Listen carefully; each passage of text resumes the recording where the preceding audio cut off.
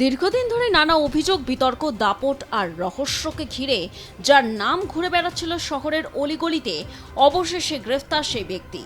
তিনি আর কেউ নন, তিনি বিশ্বজিৎ পোদ্দার ওরফে সোনা পাপ্পু। তাকে গ্রেফতার করল ইডি। সোমবার সকাল থেকে সল্টলেকে সিজিও কমপ্লেক্সে শুরু হয় এক টান টান উত্তেজনা। স্ত্রীকে সঙ্গে নিয়ে ইডি দফতরে হাজির হয়েছিলেন পাপ্পু। তারপর প্রায় টানা 9 থেকে 10 ঘন্টা ধরে চলে ম্যারাথন জেরা।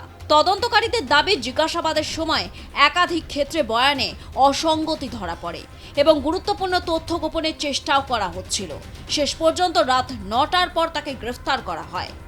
সোনা পাপ্পুর বিরুদ্ধে জমি দখল, তোলাবাজি, প্রতারণা, হুমকি, অস্ত্র আইন ভঙ্গ সহ একাধিক গুরুতর অভিযোগ রয়েছে।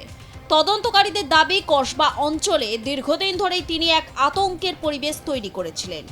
গত ফেব্রুয়ারিতে রবীন্দ্র সরোবর থানা এলাকায় গোলমাল ও ভাঙচুরের ঘটনায় তার নাম সামনে আসে।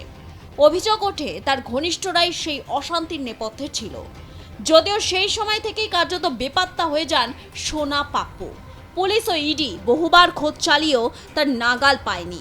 এমনকি 5 বার সমন পাঠানো হলেও তিনি হাজিরা এড়িয়ে গিয়েছিলেন।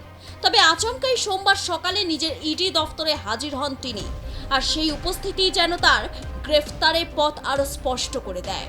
এই মামলার তদন্তে ইতিমধ্যেই গ্রেফতার হয়েছেন কলকাতা পুলিশের প্রাক্তন কর্তা শান্তনু সিংহ বিশ্বাস এবং ব্যবসায়ী জয় কামদার। তদন্তকারীদের দাবি, সোনা পাপ্পুর সঙ্গে তাদের ঘনিষ্ঠ যোগাযোগ ছিল। এর আগেও ইডি সোনা পাপ্পুর বাড়িতে তল্লাশি চালিয়ে বিপুল নগদ অর্থ, সম্পত্তির নথি, দামি গাড়ি এবং একটি বিদেশি পিস্তল উদ্ধার করে। অভিযোগ, ওই অস্ত্রটি জয় কামদারের মাধ্যমে কেনা হয়েছিল। পরে সেটি গড়িয়াহাট থানায় জমা করা হয়। শুধু তাই নয়, তদন্তে উঠে আসে বহু সম্পত্তির হদিশ, যা তার স্ত্রী ও ঘনিষ্ঠদের নামে কেনা হয়েছিল বলে অভিযোগ। ইডি সূত্রে খবর, এই মামলায় প্রায় 14টি সম্পত্তির তথ্য সামনে এসেছে। তবে গ্রেফতারির আগে পর্যন্ত নিজেকে নির্দোষ বলেই দাবি করে এসেছেন সোনা পাপ্পু। ফেসবুক লাইভে এসে তিনি বারবার বলেন তিনি কোনো অশান্তি বা তোলাবাজির সঙ্গে যুক্ত নন। এমনকি সাংবাদিকদের সামনেও দাবি করেছিলেন, আমি কোনো দোষ করিনি, আমার বিরুদ্ধে কোনো প্রমাণ নেই। কিন্তু তদন্তকারীদের বক্তব্য, তার কথার সঙ্গে তথ্য ও নথির বিস্তর ফারাক মিলেছে। আর সেই কারণেই তাকে শেষ পর্যন্ত গ্রেফতার করা হয়েছে। দীর্ঘ সময় ধরে সোনা পাপ্পুর খোঁজ না মেলায় তদন্তকারীরা মনে করছিলেন ভিন রাজ্যে গা ঢাকা দিয়েছেন পাপ্পু। কিন্তু ভিন রাজ্যে থেকে থাকলে তিনি কিভাবে অর্থের যোগান পাচ্ছেন তা নিয়ে কৌতূহল তৈরি হয়। পুলিশ সূত্রে জানা গিয়েছিল, তদন্তকারীরা মনে করছেন হাওয়ালার মাধ্যমে পাপ্পুর কাছে টাকা পাঠানো হয়ে থাকতে পারে। পাপ্পুকে যখন পাওয়া যাচ্ছিল না, তখন মাঝে মধ্যেই ফেসবুক লাইভ করছেন তিনি।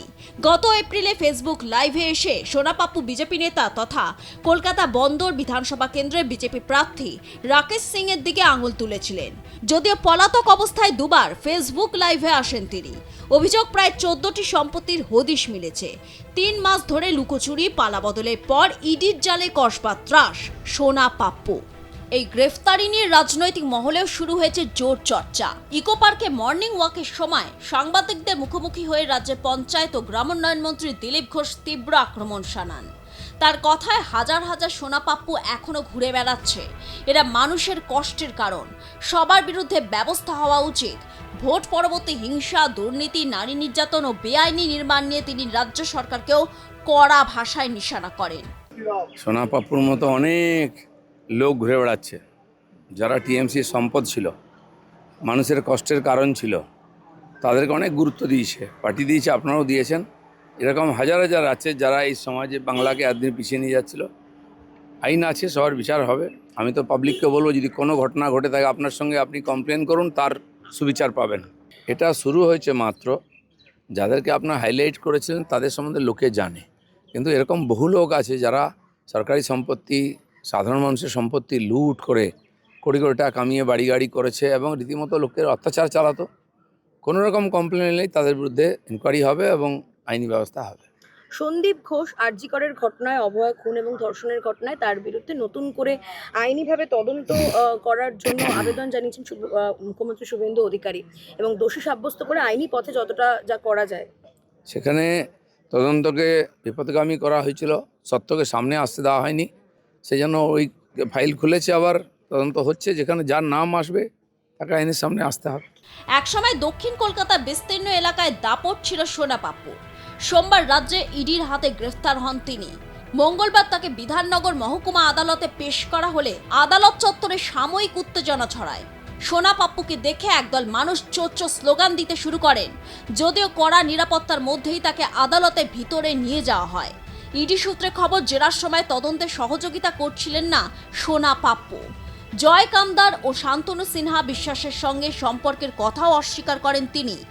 এখন সেই মামলায় তার বিরুদ্ধে কি চার্জ গঠন করা হয় সেদিকেই নজর সকলে। আর কত নাম সামনে আসবে আর কত অজানা তথ্য প্রকাশ্যে আসতে চলেছে সেটাই এখন দেখার। কলকাতা থেকে বিশ্বজিৎ পালের রিপোর্ট, আর প্লাস নিউজ।